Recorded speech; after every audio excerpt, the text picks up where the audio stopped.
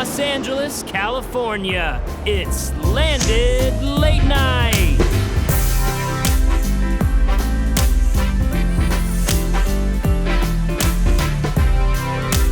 Tonight's guest, Taylor Freeman. And now, your host, Haley Ringo.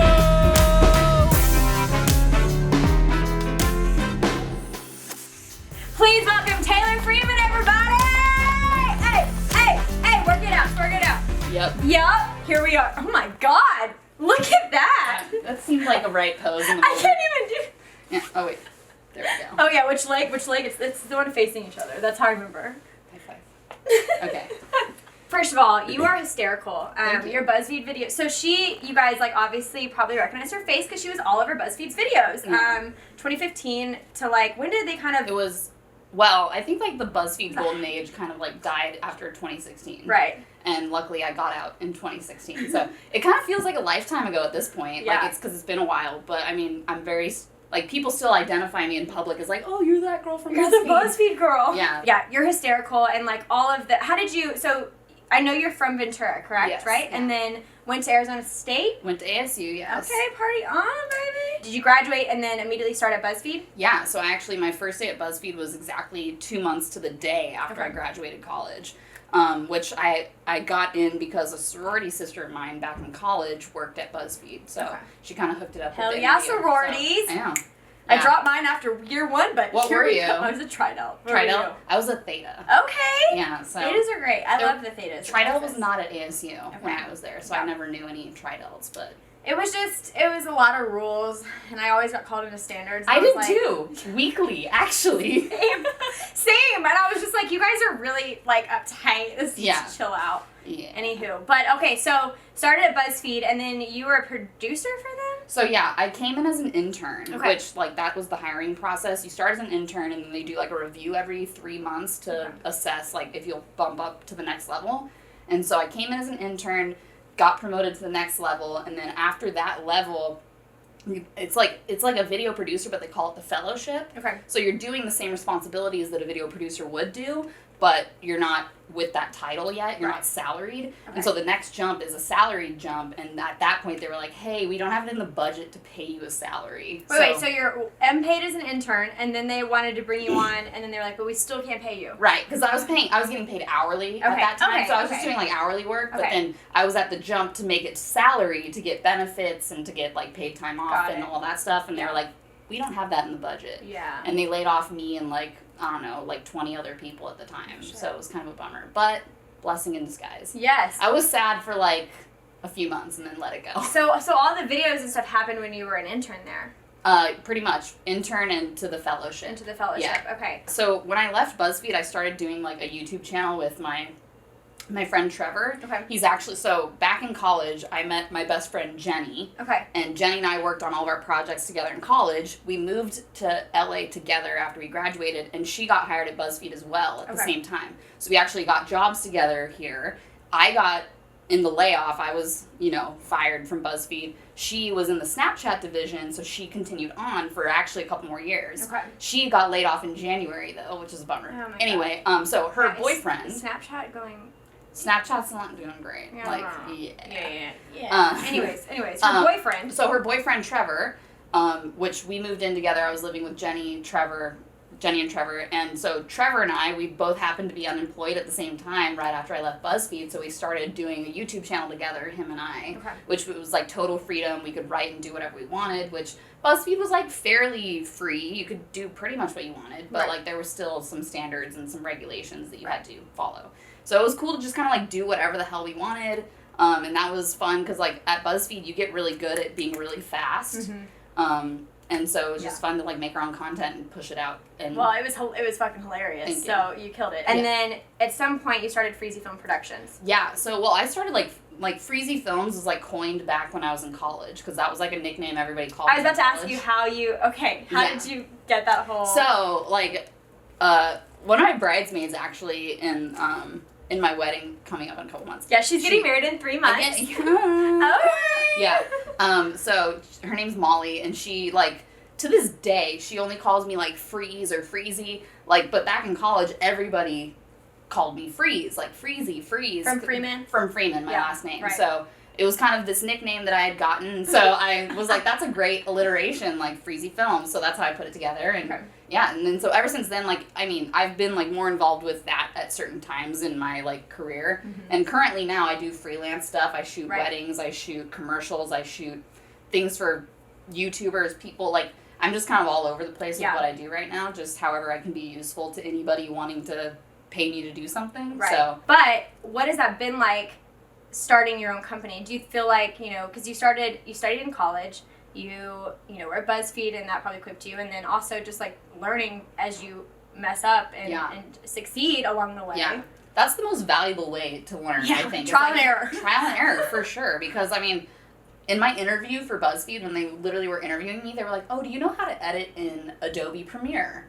And when I was in college, like, the standard was Avid Media Composer. And so we were hammering away on, like, Final Cut 7, like, Avid Media Composer. And they asked me that in the interview, and I lied, and I was like, yeah, I know how to do that. They're like, you just figured it out. They're like, do you know how to do, like, Photoshop and stuff? I was like, yeah, like, did not. And so, like, I, like, totally lied my way in. And so it was, like, trial by fire, like, figure it out. And so, like, I, like, made it my business to figure that out. But, like, just through learning by, like, that didn't work, you know? Yeah. So. Well, and that's, I mean, but it takes a lot. I love, like, I want to talk about, I don't know, I just think it takes a lot to start your own company and to have the guts to do that.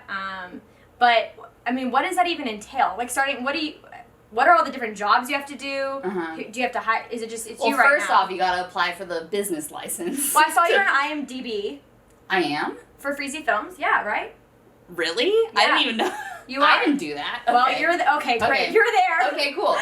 So yeah, get the business license. It's an LLC, so I have like the tax, whatever. Yeah, the basic things. Make sure you buy the business license. If you want to be a real business and an adult, you got to pay the taxes on it. Right. So, which is so awful in California, but it's fine. So, you know, that was like step one, and then from there, like, just kind of like publicizing your, getting publicity for yourself in a way, but like really like word of mouth through like my groups of friends and stuff, and like also like the network of people that I know from the jobs I have worked, because after BuzzFeed I went and did like marketing and stuff for World of Beer, people I met through that. Like, it's great. Like, if somebody needs help, they'll hit me up and be like, hey, can you do this for me? Can you run this for me? And it's just like, yes. So I think so many moving parts. Yeah, that was really valuable, I think. That's something really valuable as, like, for what I'm doing, is, like, to be able to, like, fill any role, you know? Yeah. And, like, whether it's lighting, sound, running the camera, whatever, you know? So, in this work, like, it's, you gotta be able to do everything, I think. You mentioned, like, acting, like, I feel like you have to be, like, a quadruple threat nowadays to be able to, you know? Yeah, straight up. Yeah. I know you do stand-up, but do you still do stand-up? I do stand-up. I've done stand-up. Can you please explain to me what that's like? Because I feel like I've done improv, and I love it because it's just like... Where'd you do it? I did it Groundlings, and I did UCB, but I like both. UCB more. I did UCB. Okay, so I just did basic at Groundlings and 101 at UCB, and I want to do 201. Yeah. Because I like more like the witty humor. I don't like the character stuff as much, and so, but a lot of my friends do stand-up, and I saw that you do stand-up. How did you get into that? What's that like? So, I met this woman who kind of, like, became my mentor in stand-up, and she, I took a class from her, and then our relationship continued to just kind of, I don't know, form, and she was, like, a mentor figure to me, and she helped me get into shows at the Hollywood Improv and at the Comedy Store and stuff. But that's huge. So, yeah, I mean, it was awesome. It's like the craziest feeling in the world to, like, be on a stage with nothing but a microphone and, like, everyone is listening. You know what I mean? Like, that feels powerful. Anything, yeah, it feels powerful. Like, everyone's there to listen to what you have to say.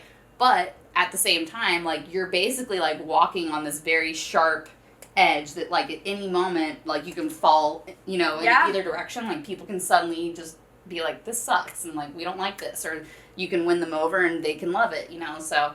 And, oh my gosh, if you're on stage and you can feel that, like, everybody's kind of, like, like, that's, like, the worst feeling in the I world. would assume, yeah. I've only had one set that, like, didn't really go ideally that I've ever done, and I feel like that's really lucky. Yeah. Most of the time, people laugh and are excited about my stuff, but there was, like, one set that I was just like, oh, man. And to that set, we had a bunch of family friends come. Like, my parents were like, family.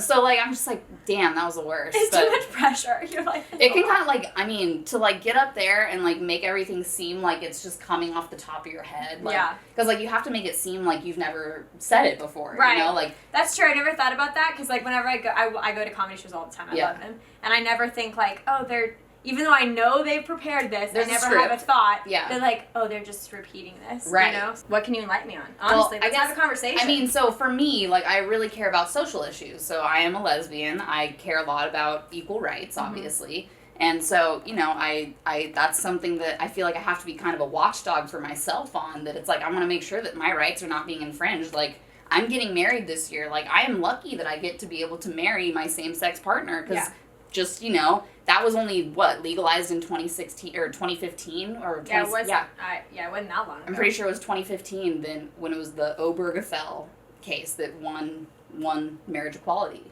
So, you know, like, it's I was just talking to my dad yesterday about this, that, you know, you like a lot of people that don't live that reality every single day don't realize, I guess, the implications of that, like, I have to make sure every single day that, like, no one's going to try and take my rights away, you know? And so I'm getting married in 3 months, less than 3 months from now, and it's like, I'm doing that and hoping that, like, we're making sure that we're doing it while we can, you know? And, like, that's, like, kind of a sad thought, but I just, you know, to stay vigilant about your own rights, and, like, I'm not asking you or anybody to, like, suddenly make LGBT rights their, you know, their main focus, but just to, like, be aware, because being in the minority, being someone who is in the LGBT community, we need allies in the majority who are straight people who are able to speak up on our behalf, you know? And so I was saying that to my dad yesterday, that, like, and he's totally on board with that, like,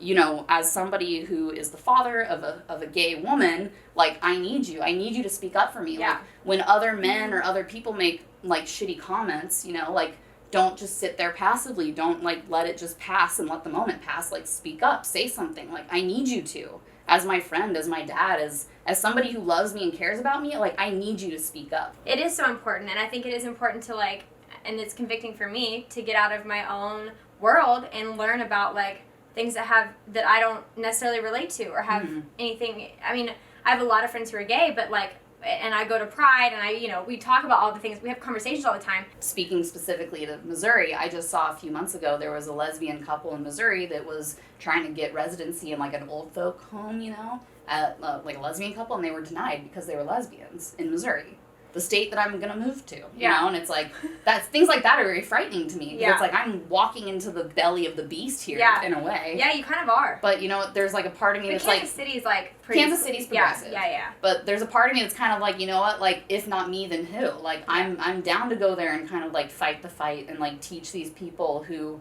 maybe they've never met somebody gay before that humanized it enough for them, and it's like, I like, know me, understand me, and know that, like, I don't have some creepy gay agenda that, like, you need to be afraid of or anything like that. You know what I mean? So, gay agenda. You know, like, I'm not, like, it's, gay people aren't scary. You don't need to be afraid of us. People are just afraid of what they don't understand. 100%. Even, I was thinking about this the other day, I was sitting next to two moms who were talking about their kids, and they're like, I think the kids were, like, I don't know, 11 or something. Yeah.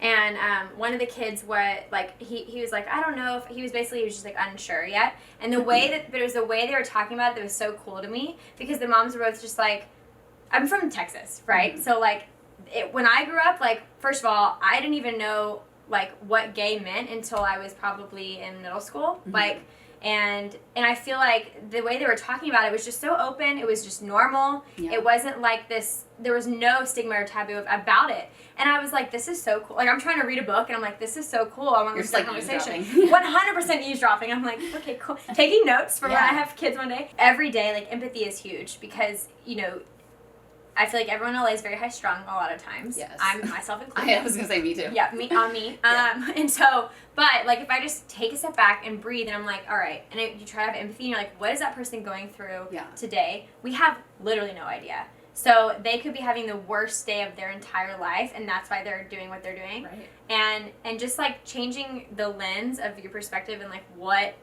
and how you view people will just give you so much compassion and so much love. Yeah. And like also it's just so much easier. It really is so much easier to love people than to hate people. Yeah. Easier for yourself, easier for those around you. Like it's a lot less emotionally draining oh my to God. just be a nice person. Yes. Yeah. There's like a why. Yeah. You know, you always have to have a why behind what you're doing, and Yeah. a lot of people don't even know what that is. Right. So I think it's really cool that you're very clear on like what your heart beats for and what you care about, what you're passionate about, Yeah. and that's because naturally that's going to exude into your company, into everything that you do. I loved hanging out with you. Thanks for having me. I cannot wait to see what Freezy Films does and what you produce. Wait, let everyone know where they can follow you on Instagram and all the things. Yes. So Instagram, you can find me at Freezy Films. Hey.